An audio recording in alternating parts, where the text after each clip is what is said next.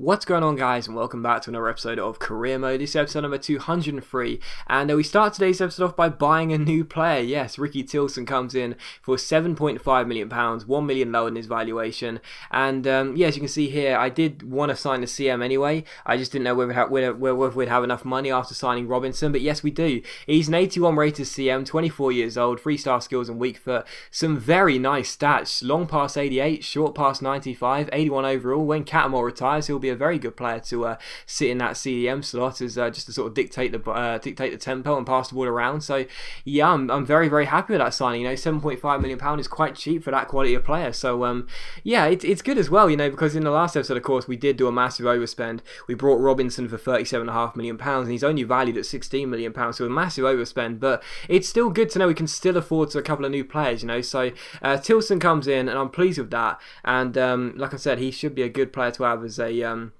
reserve midfielder, possibly sneaking onto the bench every now and then. But we put in a new bid for Danny Wright as well, to left back. I would love to get hold of this guy. Like I said, he does look like he's the sort of the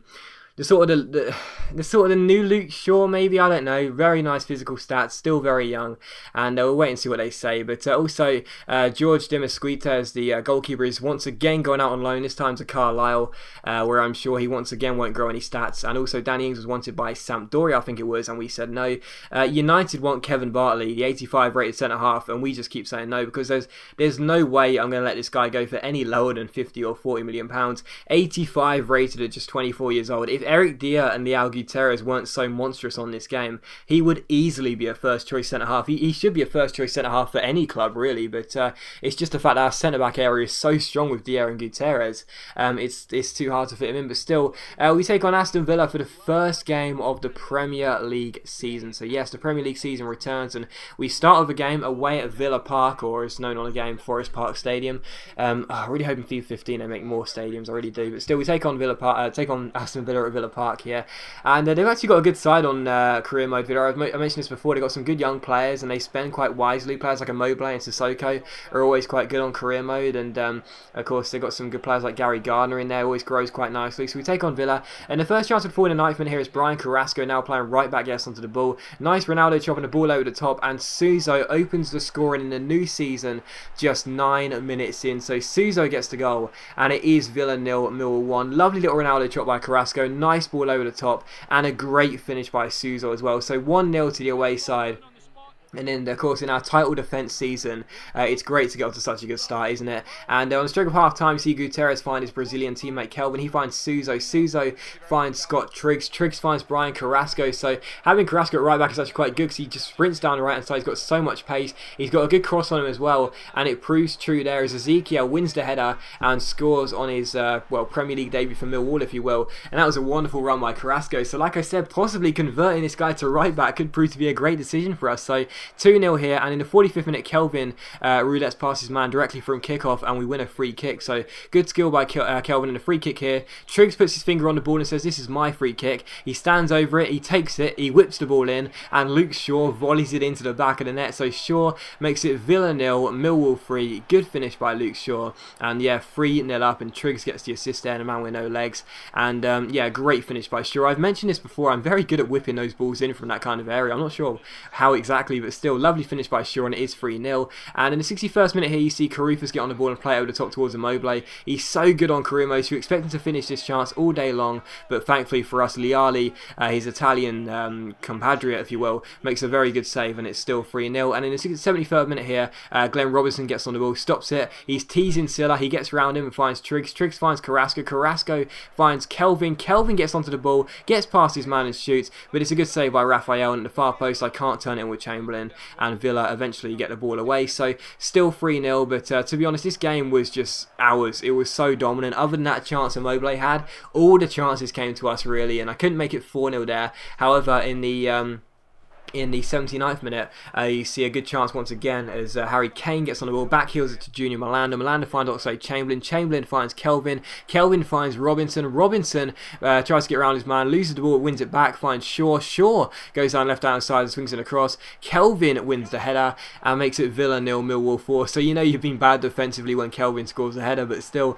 Villa 0, Millwall 4. It's a rare headed goal for Kelvin, and yeah, we do collect the 3 points here, or we will collect the 3 points, because because there's no coming back from this with Villa. Absolutely no way they're going to come back. They would have a chance for a consolation goal though, as Fabinho gets on the ball down the right hand side, keeps holding the ball, gets past his man, keeps on going, rolls it through towards Immobile, but once again Liali thwarts Immobile and makes a great save, and it's still 4-0, and that was how the game would finish. So a very dominant 4-0 victory, a fantastic win. We deserved every one of the goals, we deserved every one of the points. It was a really good performance there, and again, nice to see Ezekiel scoring on his Premier League debut for us. Same with Sousa on his Premier League debut for us. Shaw and Kelvin got the other goals, and again, the whole team just played fantastically well, right down to the goalkeeper from the striker as well. After that, we saw that Stoke won't go lower than £11.9 million for Danny Wright, and also United won't go higher than £22.5 million for Kevin Bartley. So I was like, well, that's not going to happen, isn't it? Because he's awesome. He's absolutely awesome. So we say no to that, obviously, and there you go.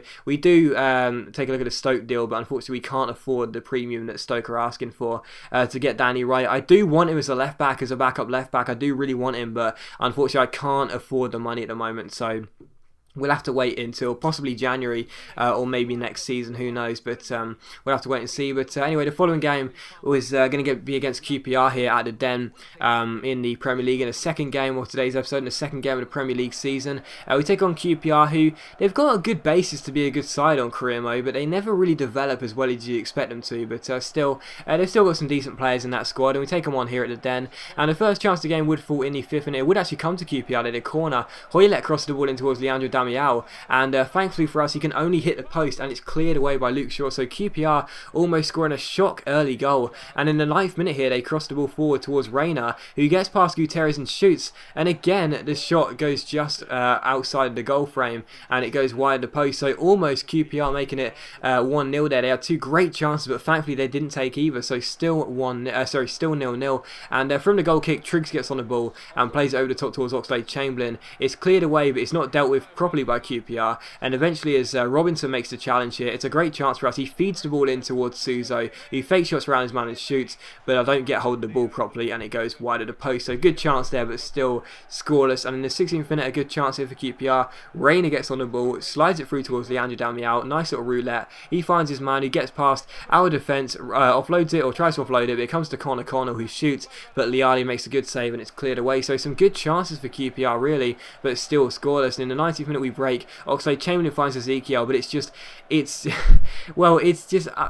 just typical my luck. I'm not going to beat around the bush. It's just typical my luck. Ezekiel, who we signed just a few weeks ago for £14 million, gets taken down, and as you'll see, he has broken his elbow and he is going to be out for 2 months. So it's such a shame. He's played 2 games, he's scored 2 goals, and now he's going to be out for 2 months. So that's a real shame. Ezekiel gets injured, and Danny Ings can come on and do the job, there's no doubt about it, but still, it's never nice to see a player get injured, let alone a player who you've just brought into the squad, you know. But still, Ezekiel gets an injury and he will be out for 2 months, which is a bit of a shame, but nothing we can do about it now. But in the 29th minute, another good chance here for QPR. Connell gets on the ball, and he takes it around his man and finds Diakite. He finds Hoylett here. Hoylett keeps hold of the ball as well despite the challenges. Eventually it comes to the number 5. He keeps hold of the ball as well and finds Burgett here. He strikes it, but Liali tips it onto the post and puts it behind for a corner. So QPR with a better side in this game. You know, I was expecting this to be a very comfortable 3 points, but QPR with a better side, no question about it. And it was still 0-0 somehow.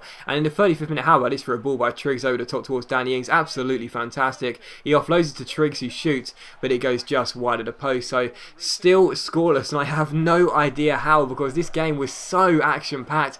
And in the 40th minute, another good chance here. Robinson skips past his man, sprints down the left-hand side, drills in a cross, but what a save by Ospina to deny Danny Ings, I think it was. And QPR get it away once again. So such good early chances in this game in the first half, but still somehow scoreless. And as Gutierrez shoots here, the shot is blocked, but thankfully for us, it falls back to him as they fail to get the ball away. He strikes it once again, but this time his shot hits the bar. So Gutierrez, who, yes, I know guys, you seem to point out every single squad report, has some fantastic attacking stats, almost makes it 1-0 there, but it's still scoreless. Somehow the first half remained scoreless, and in the 54th minute it was still scoreless, because once again Ospina pulls off an incredible save to deny Eric Dier. No wonder he's got his hands on his head. What a fantastic, sorry, Gutierrez that was, I think it was. What a save that was, and it's still scoreless. And from the corner, it's crossed in, this time towards Eric Dier, but his header goes just wide of the post. So Still 0-0. I just could not believe it. So many chances, yet no goals. Just really bizarre, but still. In the 63rd minute, Danny Ings finds Luke Shaw. Shaw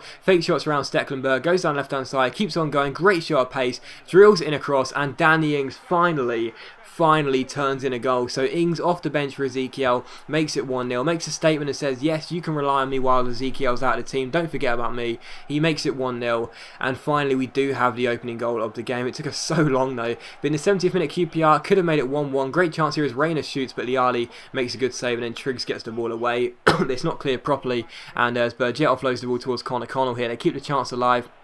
Stecklenburg gets onto the ball, finds space and shoots, but again, Liali makes a good save, and again QPR keep hold of the ball. They just wanted to keep the attacks coming. They cross the ball in, but thankfully for us it does go all the way out for a goal kick. So still Millwall 1, QPR 0. I have no idea how QPR hadn't scored a goal in this game. And in the 82nd minute here, you see Glenn Robinson get on the ball for us. Really good chance here as he storms from the back, keeps hold of the ball, finds Oxlade-Chamberlain. Chamberlain cuts onto his left foot here, down the left-hand side. Really good chance, keeps on going, nice couple of skill moves, keeps on going and shoots. It's a good save though, and Robinson can't turn it in. But the game does finish Millwall 1, QPR 0, so a fantastic game. I'm so surprised there was only one goal in it, but still a fantastic game. But I was very, very pleased to make sure we would win the opening 2 games of the season. And as always guys, a big thank you for watching the video. I really hope you have enjoyed it. If you have enjoyed the video, please leave a like, and I'll see you for the next episode of Career Mode very soon. Position didn't know